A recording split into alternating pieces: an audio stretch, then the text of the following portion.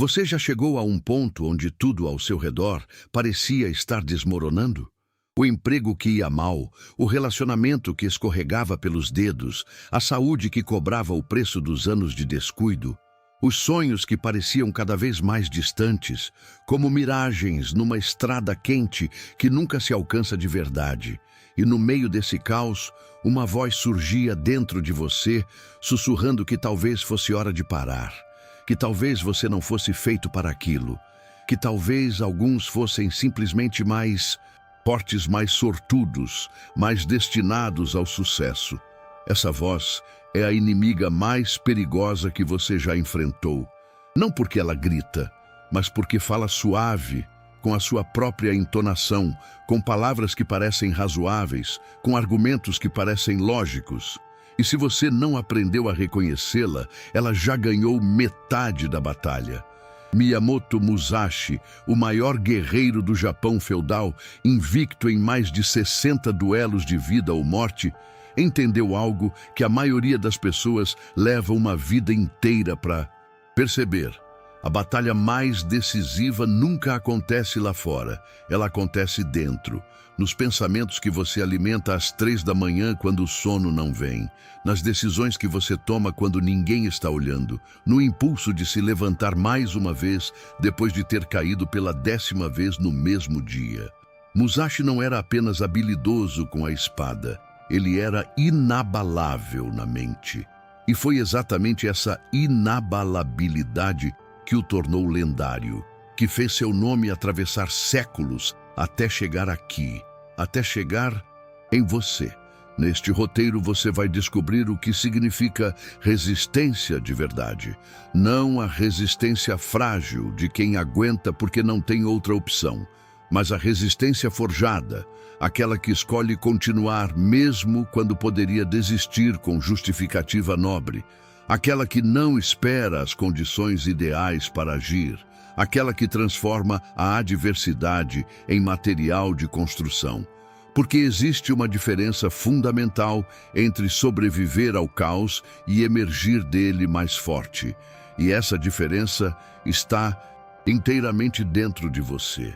Prepare-se, porque o que vem a seguir vai contra tudo que te ensinaram sobre como lidar com os momentos difíceis. Vai contra a narrativa de que você precisa se poupar, de que você merece uma pausa, de que o mundo está em dívida com você. A verdade que Musashi e Maquiavel conheciam é mais cruel e ao mesmo tempo mais libertadora. O mundo não deve nada a ninguém. E é exatamente por isso que quem aprende a resistir sem pedir permissão se torna irresistível. Parte 1. A ilusão do colapso. Existe uma armadilha psicológica que a maioria das pessoas cai sem perceber. Quando as coisas começam a desmoronar ao redor, o cérebro humano interpreta esse colapso externo como prova de algo interno, como se as circunstâncias ruins fossem um veredito sobre o seu valor, sobre a sua capacidade, sobre o seu destino. E quanto mais você acredita nessa interpretação, mais ela se torna verdade, não porque seja real, mas porque você age com base nela. Pense em um homem que perde o emprego. No primeiro dia, é apenas um contrato encerrado, uma situação prática que precisa de solução prática. Mas a mente começa a trabalhar. E se eu não conseguir outro? E se o problema for eu? E se eu nunca for bom o suficiente para o que realmente quero? Em poucos dias, o que era uma circunstância externa virou uma identidade interna. Ele não é um homem que ficou sem emprego, ele passou a acreditar que é um fracassado. E fracassados não agem com urgência, não se levantam cedo, não mandam currículos com convicção, não negociam com confiança. Eles existem, esperando que o mundo corrija o erro que eles acreditam ser.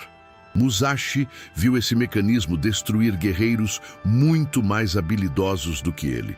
Homens que eram tecnicamente superiores na espada, mas que desmoronavam por dentro no momento em que a batalha virava contra eles.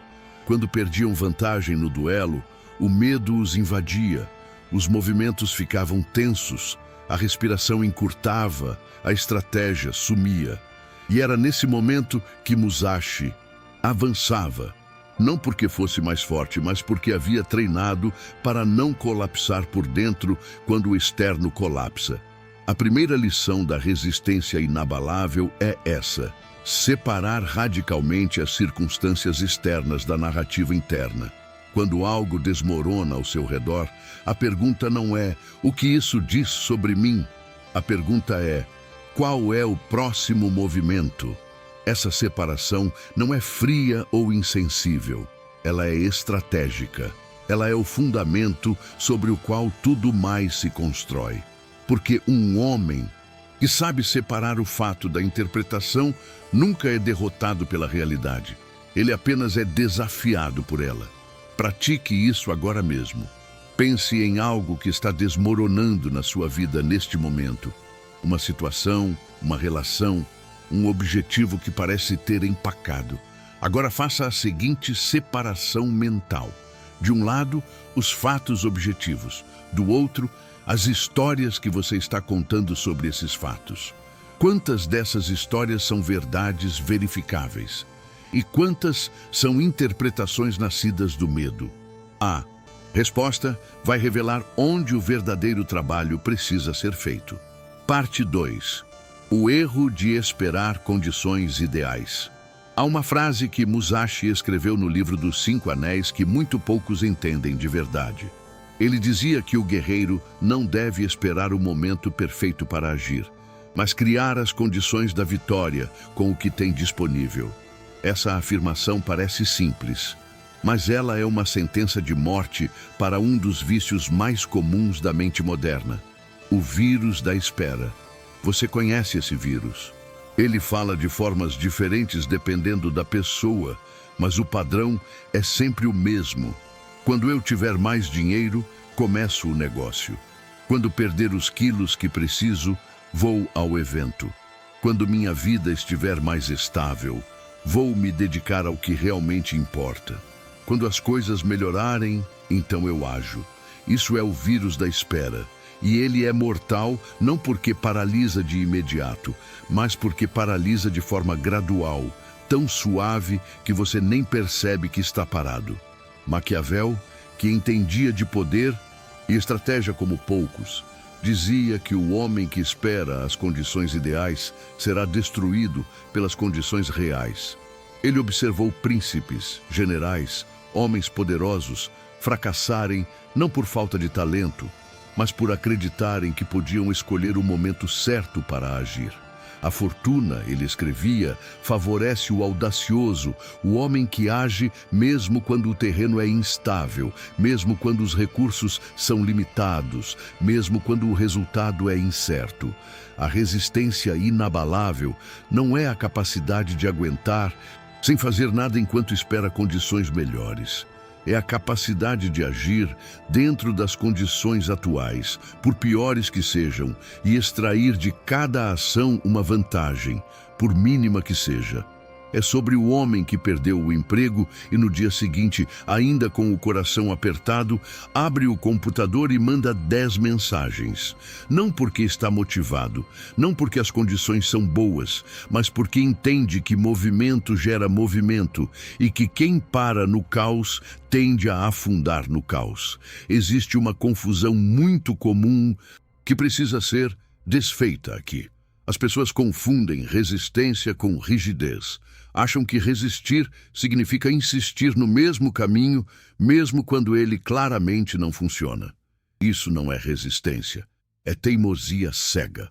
A resistência verdadeira de Musashi era fluida, como a água que ele descrevia no anel da água do livro dos 5 Anéis. A água não resiste ao recipiente, ela se adapta a ele, mantendo sempre a sua essência. Você pode mudar de rota, ajustar a estratégia, abandonar um método que não funciona. O que você não faz é abandonar o propósito. O que você não faz é parar de se mover. Pense nos últimos 3 meses da sua vida. Onde você estava esperando condições melhores para agir? Em qual área da sua vida o vírus da espera estava mais ativo? Identifique com honestidade e então pergunte qual seria o menor passo possível que eu poderia dar hoje com o que tenho agora, nessas condições imperfeitas. Não amanhã, hoje. Esse passo, por menor que seja, é o início da resistência real. Parte 3. A anatomia da queda. Para resistir de verdade, você precisa entender o que acontece quando você cai. Não do ponto de vista emocional, que já falamos, mas do ponto de vista mecânico. Como o colapso se instala. Quais são as fases? Porque quando você conhece o mecanismo, você pode interrompê-lo em qualquer ponto. E quanto mais cedo você o interrompe, menos energia é necessária para se reerguer. A queda tem sempre um padrão reconhecível. Primeiro vem o gatilho. Um evento externo que quebra. A rotina ou expectativa. Perda, rejeição, fracasso, traição. Qualquer coisa que o cérebro interprete como ameaça. Segundo vem a narrativa. A história que você começa a contar sobre o evento. Como falamos antes, essa história raramente é objetiva. Ela é filtrada pelo medo, pela vergonha, pela memória de outras quedas anteriores. Terceiro vem a contração. O comportamento de retração que segue a narrativa negativa. Você faz menos, sai menos, arrisca menos, fala menos. Você encolhe. Quarto, vem o reforço. O mundo ao redor responde à sua contração com menos oportunidades, menos conexões, menos resultados. E isso confirma a narrativa negativa que você criou. O ciclo se fecha. Musashi conhecia esse ciclo. Ele via esse padrão nos adversários durante os duelos. O momento em que eles levavam um golpe e, em vez de se reorganizarem, começavam a lutar de forma reativa, tentando proteger o que já havia sido atingido em vez de buscar a próxima abertura. Esse era o momento decisivo. Não o golpe em si, mas a resposta ao golpe. E Musashi afirmava com a serenidade de quem já venceu 60 vezes. A derrota não é o golpe que você recebe. A derrota é a resposta que você dá ao golpe. Isso muda tudo. Porque você não controla os gatilhos. Você não controla o que o mundo vai jogar contra você. Você não controla as perdas, as rejeições, os colapsos, mas você controla a resposta. E é nesse ponto, nessa fresta entre o evento e a reação, que a resistência inabalável nasce e cresce. É treinada como um músculo, é construída como uma fortaleza. Como treinar essa fresta? Musashi usava uma prática que hoje chamaríamos de mindfulness tático.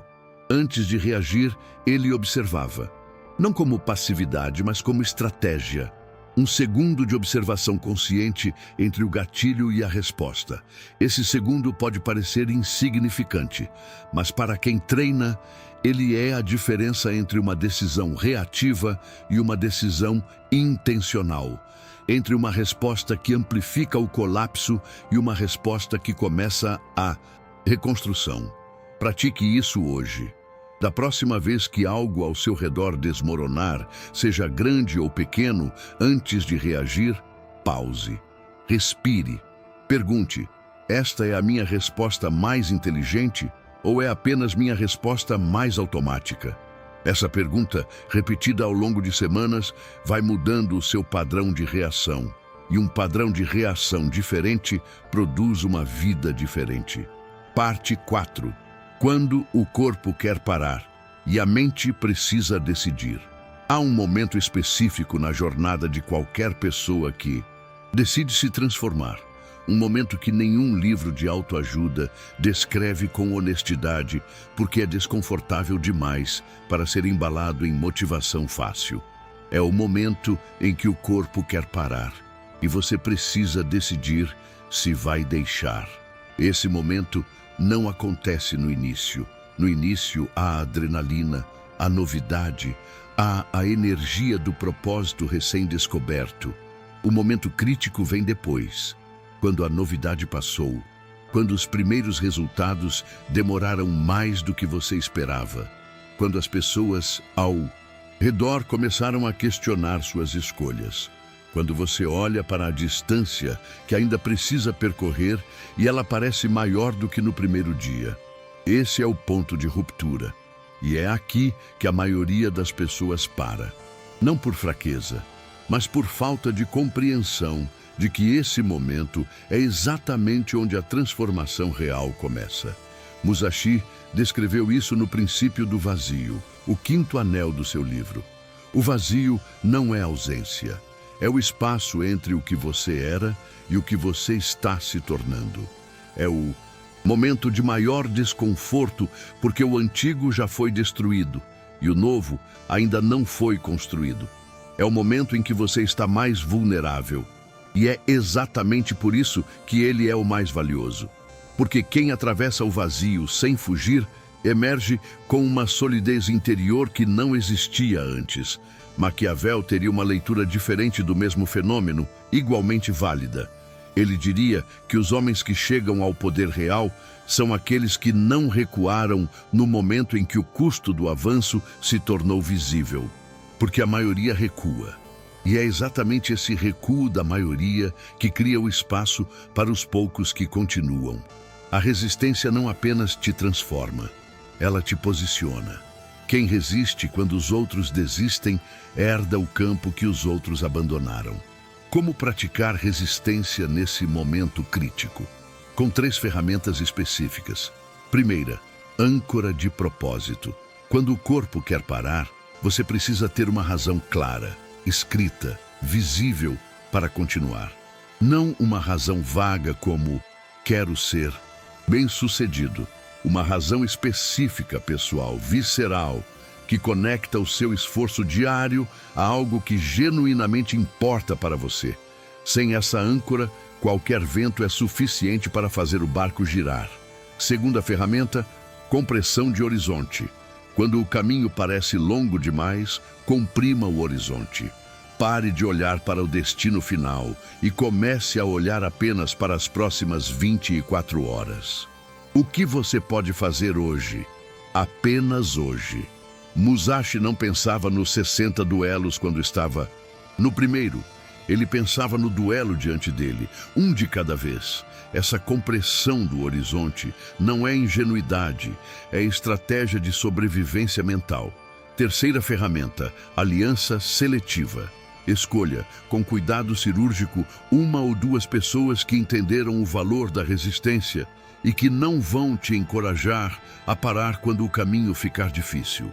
Não pessoas que te consolam, pessoas que te relembram do seu propósito, que não compram a narrativa da vitimização, que te tratam não como alguém que está sofrendo, mas como alguém que está forjando. Parte 5. O paradoxo da dor como combustível. Aqui chegamos ao ponto mais contraintuitivo de toda essa jornada. E também ao mais poderoso. A maioria das pessoas trata a dor como sinal de que algo está errado, como informação de que você deve parar, recuar, proteger-se. E em alguns contextos, a dor de fato cumpre essa função. Mas existe um tipo específico de dor, a dor do crescimento, a dor da resistência, que tem uma natureza completamente diferente. Ela não sinaliza perigo, ela sinaliza progresso. Musashi passou anos em cavernas meditando, treinando sozinho. Ele sabia o que era dor, física, emocional, social. A solidão do homem que escolheu um caminho que a maioria não compreende. A exaustão de treinar quando não há garantia de resultado. A dúvida que visita mesmo os mais determinados. E ele usava tudo isso como combustível. Não porque era masoquista, mas porque havia compreendido que a dor do crescimento e a recompensa do crescimento são inseparáveis. Você não pode ter uma sem a outra. Isso tem implicações práticas profundas. Quando você está construindo algo, seja uma habilidade, um negócio, uma versão melhor de si mesmo, e você começa a sentir aquela dor específica do esforço sustentado, do sacrifício de curto prazo pelo longo prazo, do adiamento de gratificações imediatas, isso não é um sinal para parar. Isso é exatamente onde o trabalho real está acontecendo. A dor do crescimento é a sensação física e emocional da transformação. O problema é que vivemos numa era que vendeu a ideia de que crescimento pode ser confortável, que você pode se transformar sem desconforto, que há um método, uma técnica, um hack que torna o processo indolor. Essa é uma das mentiras mais destrutivas do nosso tempo, porque ela faz com que, quando a dor inevitável chega, as pessoas interpretem como sinal de que estão no caminho errado, quando na verdade estão muitas vezes exatamente no caminho certo. Como distinguir a dor do crescimento da dor da destruição? A dor do crescimento tem direção. Ela está ligada a uma ação específica que você escolheu deliberadamente. Ela aparece depois do esforço, não antes dele. Ela coexiste com uma sensação, mesmo que sutil, de progresso. A dor da destruição, por outro lado, é difusa, sem direção clara, ligada a situações que você não escolheu e que minam sua autonomia de forma sistemática. Aprenda a distinguir as duas, e quando for a dor do crescimento, não fuja dela, entre nela. Existe um exercício que Musashi praticava, que pode ser adaptado para o mundo moderno. Todo dia, ele escolhia uma coisa desconfortável para fazer. Uma coisa que o corpo resistia, que a mente argumentava contra, e ele a fazia primeiro, antes de qualquer outra tarefa. Não por punição, mas como treinamento de resistência, para manter vivo o músculo que separa o desconforto da paralisia, para lembrar ao sistema nervoso que o desconforto não é perigo, que você pode sentir e avançar ao mesmo tempo. Escolha hoje a sua coisa desconfortável e faça ela primeiro. Parte 6. Quando tudo cai, o que fica? Há uma pergunta que toda grande adversidade te força a responder. Não de forma teórica, mas visceral, na prática. Quando o chão some e você precisa descobrir onde estão as raízes. A pergunta é: o que em você não pode ser destruído pelas circunstâncias externas? A maioria das pessoas não tem resposta para essa pergunta porque nunca precisou. Enquanto a vida corre de forma razoável, a identidade fica ancorada nas coisas externas: o emprego, o relacionamento, a reputação, o corpo, as conquistas acumuladas. Essas coisas criam uma sensação de solidez, mas são solidez empresada. Qualquer coisa que pode ser tirada de você não é verdadeiramente sua. E quando é tirada, você fica sem chão. Musashi perdeu o pai muito cedo. Cresceu na pobreza. Lutou em guerras e as perdeu. Viveu como um errante, sem casa fixa, sem família, sem riqueza acumulada. E ainda assim, tornou-se a maior lenda da história. Militar japonesa. Como? Porque tudo o que ele construiu de verdade era interno. A disciplina, a clareza mental, a capacidade de adaptar e resistir, a maestria que não dependia de aprovação externa para existir. Esses eram os ativos reais, e nenhum inimigo, nenhuma circunstância, nenhum colapso podia confiscá-los.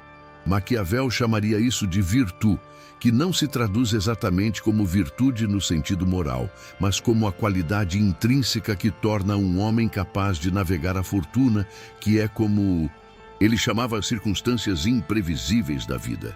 A virtude é o que resta quando tudo mais é retirado. E o único ativo que a adversidade não pode destruir, apenas revelar. Quando tudo ao redor desmorona, o que fica é você, a versão mais honesta, mais desnuda de você. E aí está a oportunidade escondida dentro de todo o colapso. Porque quando as camadas externas caem, você finalmente tem acesso ao núcleo, ao que é genuinamente seu. As forças que existiam antes das conquistas e que existirão depois delas. E é a partir desse núcleo que a reconstrução mais sólida acontece. Como construir esse núcleo? Com 3 práticas diárias que Musashi encarnava de formas diferentes. Primeira, autoconhecimento brutal. Saber com precisão quais são seus pontos fortes reais. Não os que te contaram que você tinha, mas os que você verificou na ação. Saber com igual precisão suas fraquezas mais persistentes. Não para se castigar por elas, mas para não ser surpreendido por elas quando a pressão aumentar. Segunda, em prática deliberada. Escolher uma habilidade ou área de desenvolvimento e trabalhar nela todos os dias, com intencionalidade. Não por resultados externos, mas porque o processo de melhoria contínua é em si uma âncora de identidade que circunstâncias externas não alcançam. Terceira, ação autônoma. Tomar decisões a partir do seu próprio julgamento, independentemente da aprovação de terceiros. Isso não significa arrogância, significa que você sabe por que está fazendo o que faz, e isso te torna inabalável quando o mundo questiona suas escolhas. Parte 7. Resistência no cotidiano. Os pequenos duelos. Até aqui falamos de resistência em termos de grandes adversidades. E isso é necessário porque é nesses momentos que a resistência é mais evidentemente testada. Mas Musashi nos ensina algo mais sutil. A resistência que você demonstra nas grandes crises é exatamente a resistência que você treinou nas pequenas. Não existe pessoa que colapsa nos grandes desafios, mas resiste nos pequenos. A consistência funciona nos dois sentidos. Os pequenos duelos do cotidiano são onde a resistência real é forjada. É o duelo entre você e a cama às 6 da manhã. O duelo entre você e o celular quando deveria estar trabalhando. O duelo entre você e o impulso de dizer sim quando deveria dizer não. O duelo entre você e a tentação de procrastinar por mais um dia. Cada um desses pequenos confrontos parece insignificante isoladamente, mas em conjunto, ao longo de semanas e meses, eles constroem ou destroem o músculo da resistência. Musashi treinava todos os dias sem exceção, não apenas com a espada, mas com a mente e com o caráter. Ele via cada momento do dia como oportunidade de prática. A forma como ele comia, como dormia, como observava o mundo ao redor. Tudo era treino. Essa visão holística do desenvolvimento é o que o tornou não apenas um guerreiro, mas uma filosofia de vida inteira. No mundo moderno, isso se traduz em rituais matinais deliberados, não a lista romantizada de hábitos que você vê nas redes sociais, mas um conjunto mínimo de práticas que você faz todos os dias, independentemente de humor, de condição climática, de estado emocional. Acordar no mesmo horário, mover o corpo por pelo menos 20 minutos, dedicar tempo ininterrupto à sua prioridade principal antes de abrir qualquer rede social ou e-mail. Essas três coisas, feitas com consistência, são mais poderosas do que qualquer rotina elaborada que se abandona em 15 dias. O segredo não está na grandiosidade da rotina, está na consistência. Um treino de 10 minutos, feito todos os dias por um ano, produz mais resultado do que um treino de 2 horas feito ocasionalmente. 1 hora de trabalho focado todos os dias produz mais do que 8 horas fragmentadas.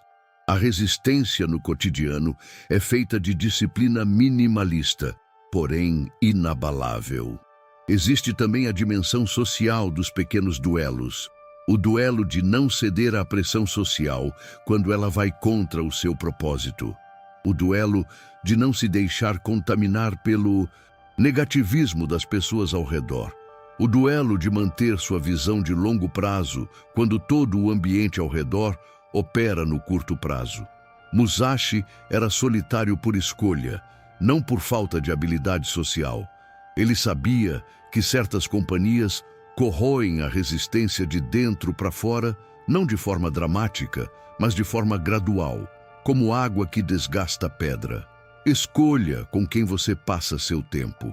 Essa é uma das decisões de resistência mais poderosas que existe. Parte 8. O homem que não pode ser. Quebrado. Chegamos ao ponto onde tudo se une, não como conclusão, mas como visão. Uma imagem clara do que você está construindo quando pratica resistência inabalável ao longo do tempo. Porque resistência não é um estado que se alcança e se mantém por inércia. É uma identidade que se constrói e se sustenta pela prática. O homem que não pode ser quebrado não é aquele que nunca sente dor. É aquele que sente e avança. Não é aquele que nunca duvida. É aquele que duvida e age assim mesmo. Não é aquele que nunca cai. É aquele que caiu o suficiente para conhecer o chão com intimidade e aprender a usá-lo como trampolim. Essa distinção é fundamental porque remove a ideia de perfeição da equação. Você não precisa ser invulnerável para ser inabalável. Você precisa ser consistente na resposta ao que inevitavelmente vai te abalar. Maquiavel escreveu que o príncipe que sobrevive não é o mais poderoso, mas o mais adaptável. O que aprende a ler a fortuna, não para controlá-la, mas para navegar nela com habilidade. Isso se aplica diretamente à resistência. Você não vai controlar as adversidades que virão. Você vai desenvolver a habilidade de responder a elas de forma que cada uma, no final, te deixe mais forte do que te encontrou. Musashi, no fim de sua vida, retirou-se para uma caverna e escreveu o Livro dos 5 Anéis. Ele sabia que estava morrendo, e em vez de olhar para trás com arrependimento ou para frente com medo, ele escrevia. Organizava em palavras o que havia descoberto em décadas de batalha interna e externa. Isso é resistência na sua forma mais elevada. Não apenas continuar lutando quando o mundo desmorona, mas transformar cada queda, cada luta, cada colapso em sabedoria que transcende a vida individual. Você não precisa escrever um livro lendário, mas pode fazer o que Musashi fazia em pequena escala. Ao final de cada dia difícil, ao final de cada semana de adversidade, reserve um momento para extrair o aprendizado. O que essa dificuldade revelou sobre você? O que ela forçou você a desenvolver, que você não teria desenvolvido em condições fáceis? O que, daqui a 5 anos, você será grato por ter enfrentado? Essas perguntas transformam a adversidade de inimiga em mestra. E quando a adversidade é sua mestra, você nunca para de crescer. Parte 9. Os 7 princípios da resistência inabalável. Antes de concluir, quero sintetizar em 7 princípios concretos tudo o que foi discutido aqui. Não como teoria, mas como código de conduta. Algo que você pode revisitar toda vez que sentir o chão sumindo. Primeiro princípio: separe fatos de narrativas. O que aconteceu é um fato.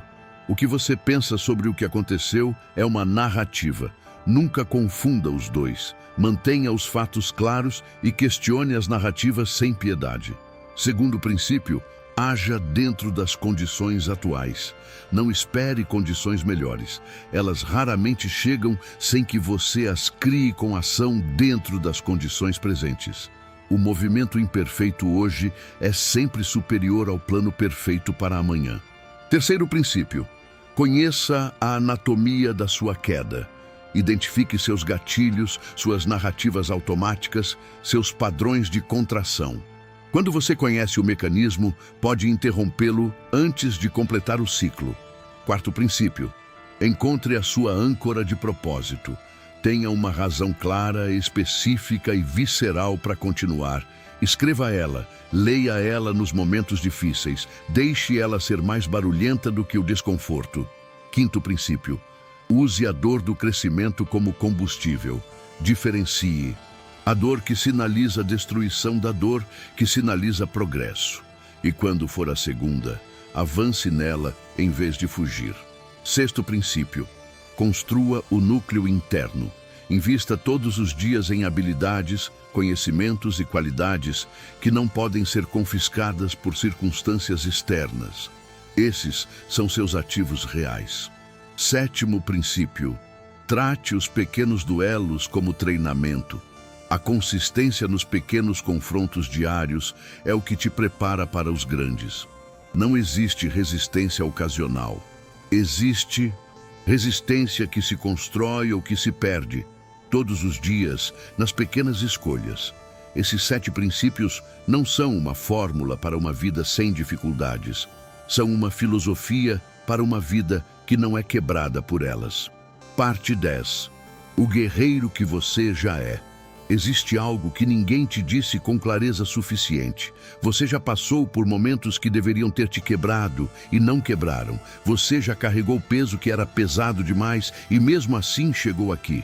Você já estava no chão em algum momento da sua história e se levantou. Talvez não da forma mais elegante, talvez não tão rápido quanto queria, mas se levantou. E isso não é coisa de qualquer um. O trabalho que estamos descrevendo aqui não é o trabalho de criar algo que não existe em você. É o trabalho de fortalecer o que já existe, de tornar consciente e intencional o que antes era involuntário e inconsistente, de transformar a resistência que você já demonstrou em resistência que você escolhe, pratica e domina. Musashi não nasceu inabalável. Ele foi forjado. Duelo por duelo, treino por treino, solidão por solidão. E você, lendo isso agora, está no meio do seu próprio processo de forja. Talvez em um dos momentos mais quentes do forno, talvez num dos mais frios, onde a tentação de acreditar que não vai mudar é mais forte. Mas o guerreiro que você está se tornando não precisa de condições perfeitas para existir. Ele existe nas decisões que você toma quando o mundo ao redor desmorona.